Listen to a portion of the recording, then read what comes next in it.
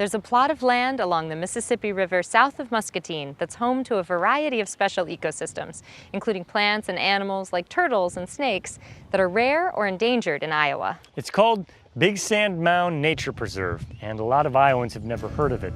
It's only open to the public once every 3 years, and we're giving you a glimpse of it right here on Iowa Outdoors.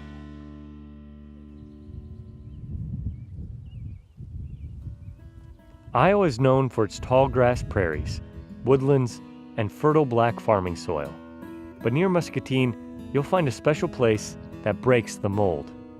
Really unique to the Midwest, especially to Iowa, because even though it's a sand prairie, and we do have other sand prairies, each sand prairie is a little bit unique, has its own characteristics. This one is very much more like what you would find in the Southwest than you would find in Iowa. The mound was built by about 20,000 years ago due to outwash coming from ice sheets to the north and depositing their sand and gravel and silt loads as they went.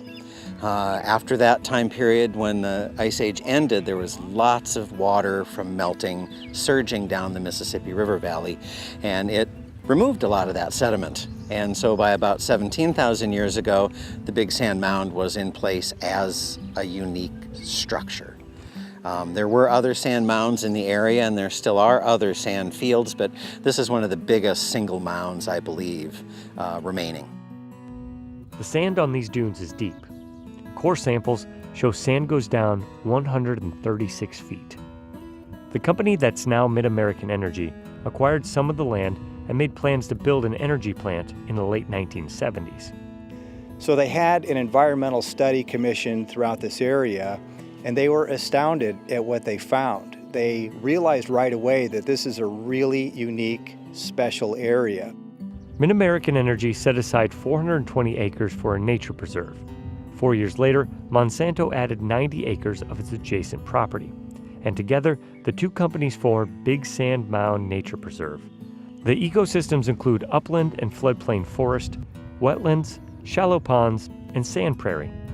It's like a candy store for researchers and for scientists. They're so excited about it. Word spreads around, and other scientists want to get in on the action because they know that what they see here is something that they don't see anywhere else in Iowa.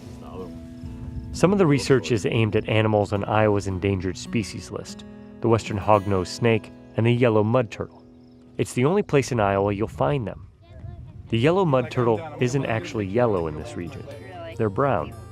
The most interesting thing to me so far is putting the transmitters on these turtles and really seeing where they go.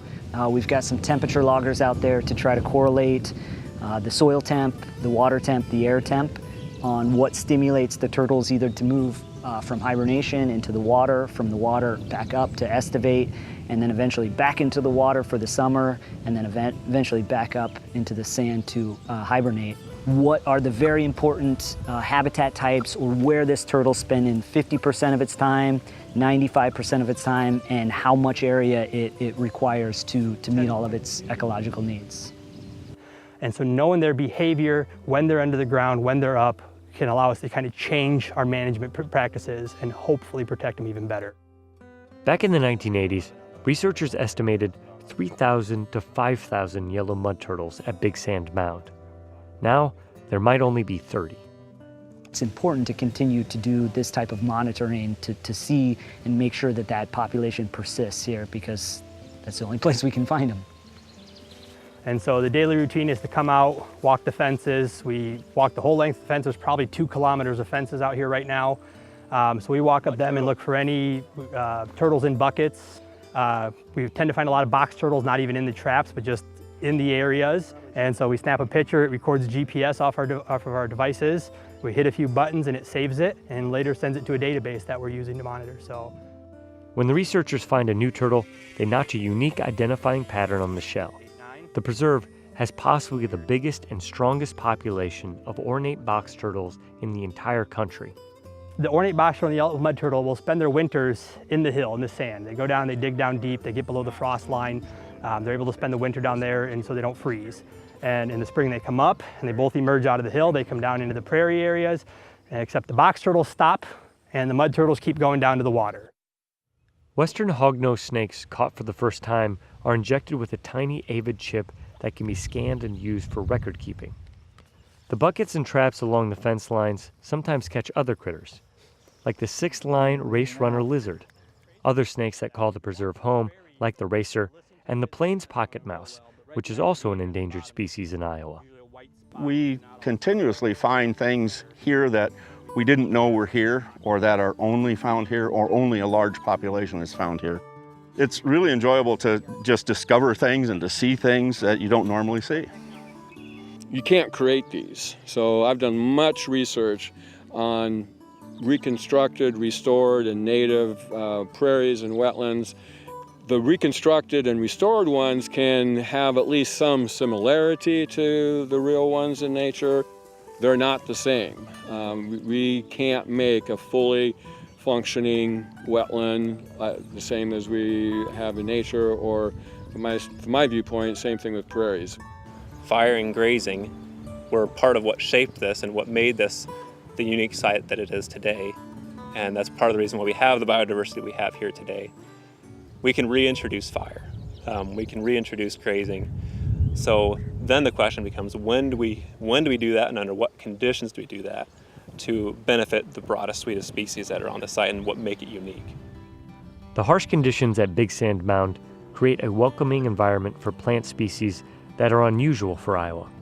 Plants have to be able to tolerate hot, dry conditions and a low amount of nutrients. Because the ecosystem is so fragile, the preserve is only open to the public once every 3 years. Mid-American and Monsanto host a field day, giving people the rare opportunity to come explore the landscape, see the plants and wildlife, and learn about the research. Environmental education programs have given more than 11,000 students in Muscatine and Louisa counties a chance to visit and learn over the years. We won't be able to sustain this with our generation. We need the next generation to also hold that of high value and to think about how they get involved and how they sustain this. So really, really cool and really exciting to be part of those educational trips. It's just cool to learn from the scientists and find out what they're studying, and to see them, and also to see other people being excited about being outdoors and in nature.